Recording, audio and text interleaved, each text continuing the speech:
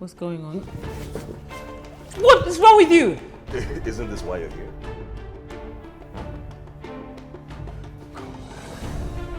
Stop it. Ow, ow. Ow.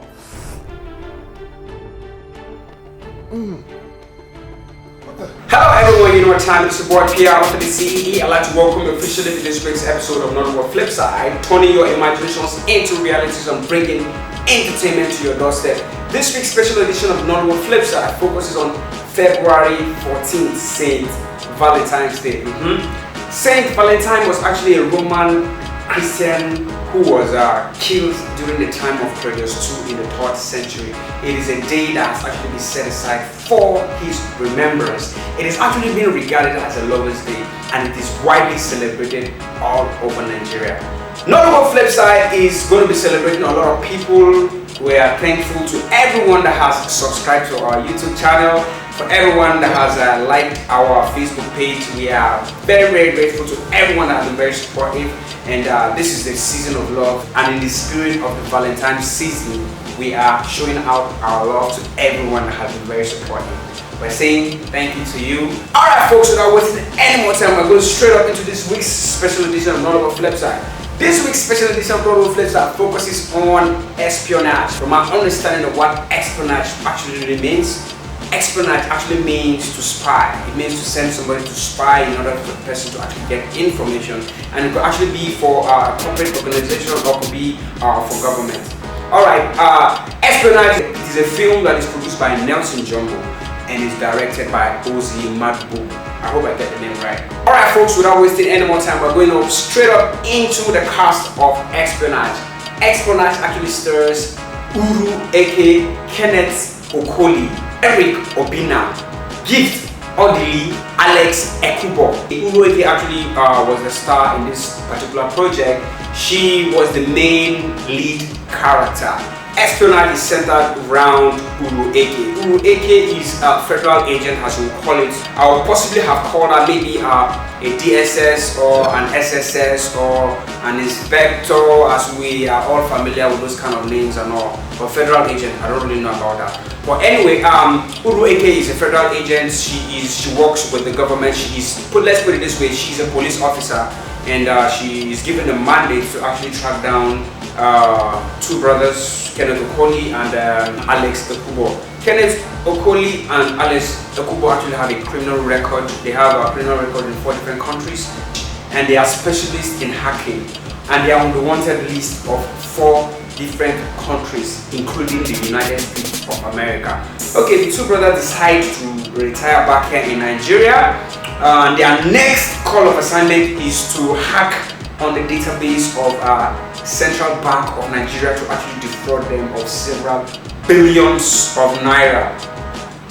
The police in Nigeria actually have a first-hand information that this is the next line of assignment that these two brothers actually have.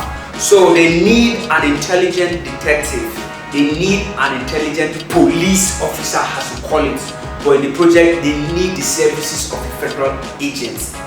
Uru AK is actually employed to carry out this task. Alright, Uru AK pretends to be a writer. The two brothers actually come out there. They say they need the services of a writer, that they actually want to publish out the autobiography of their family lineage. Okay, Uru AK, she's of course very beautiful, she's amiable, she applies for the job of a writer, and eventually Alex Ekubo and Kenneth Okoli consider her fit for the position, and then she's employed.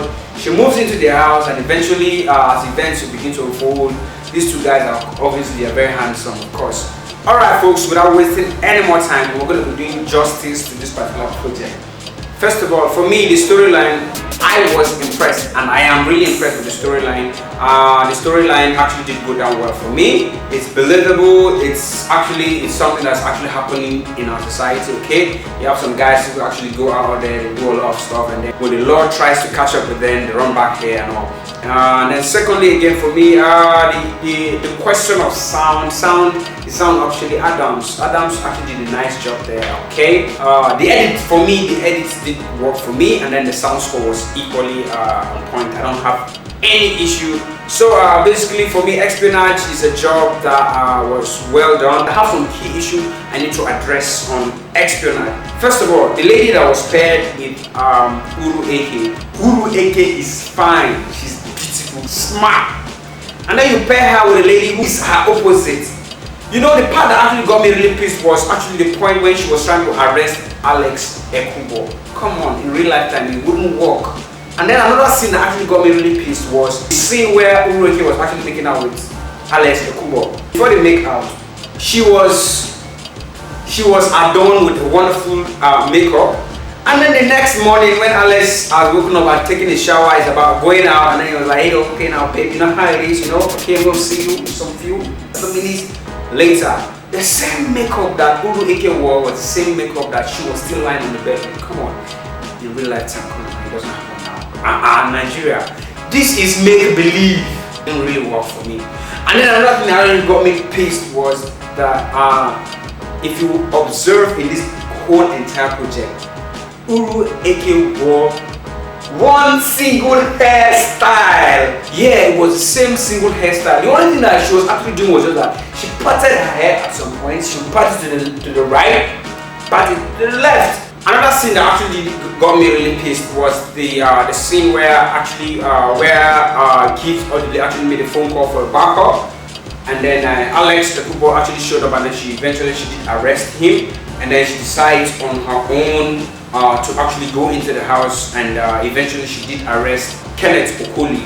For me that was lame, because eventually in real life time you don't call for backup and then you eventually decide on a suicide mission. It doesn't make any sense. And then all through, another thing that actually got me really pissed was the fact that, okay, these guys, they are a police organization, they represent the federal government of Nigeria. There was no signpost.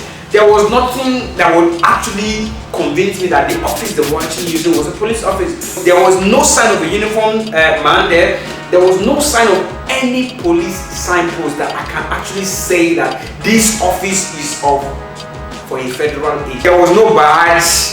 There was no badge to actually do proof that these guys were actually police officers.